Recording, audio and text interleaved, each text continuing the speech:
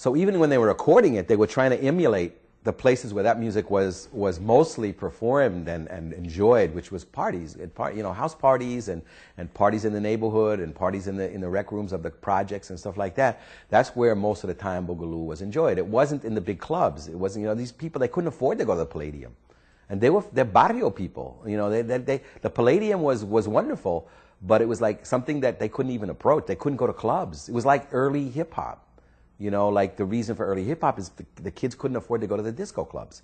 So do it in the street, do it in the playground, plug it into a lamppost, and do it that way. And that's kind of how it all started. Well, Boogaloo was an early anticipation of hip hop in a lot of ways. Some 20, maybe 15 years before hip hop began to hit the scene, you had this kind of music, this strange combination of African American and Latin or Puerto Rican kind of sound coming together.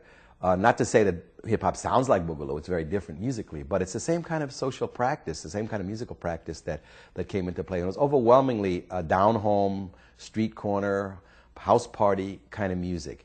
And basically that's what Boogaloo is. Boogaloo's a party. As we know from a lot of musics, the names for the music actually refer to a party, first of all, and then they come to refer to the music. Even bomba, un baile de bomba, was like a party. Basically, that's what it means. It means party, and rumba means party. So that first you have the party, then you have a kind of music that's identified with those parties.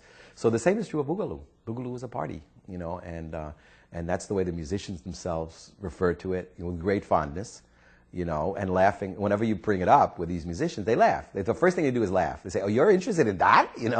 And so one of them, a guy Jimmy Sabater, who's a well-known vocalist and has been around for a long, long time. I had an interview with him, and I talked to him about Boogaloo, and we sat down over some food, and he said, "Oh, how come you're interested in Boogaloo?" I said, "Well, it's an interesting period in the music, and it's not talked about that much in any kind of serious way, and some people say it's not very good music, but that it's still important and interesting." And he said, "Yeah, musically, and it's musically it's garbage, but it's our garbage." I thought that was a really interesting way to put it, because it's something that it's not trying to be or doesn't make any claim to be great music or wow, machito and this wonderful stuff, this classical stuff, but it's very functional and it's very representative of where the community is at. I mean, it's what the community wants. It's music that it really can completely embrace and identify with, including generationally. That this is a music of young people coming up at that time that were born and raised in the streets of New York City. And so their parents listened to Lo Pancho, listened to Machito and all that, but each generation, as Machito constantly was pointing out, each generation needs its own style, has its own style, develops its own style. And the one of the previous generation will still be around, but it's not going to become the main form of expression of that generation. So Boogaloo represented that 60s generation of young Latinos coming up and finding their own voice and their own rhythm, for themselves, just as hip-hop did. When salsa began to fade in its supremacy as the Latin form, something cropped up, something new came up. And that was the beginnings of hip-hop, that this generation liked salsa, had nothing against it, but it was the music of their parents.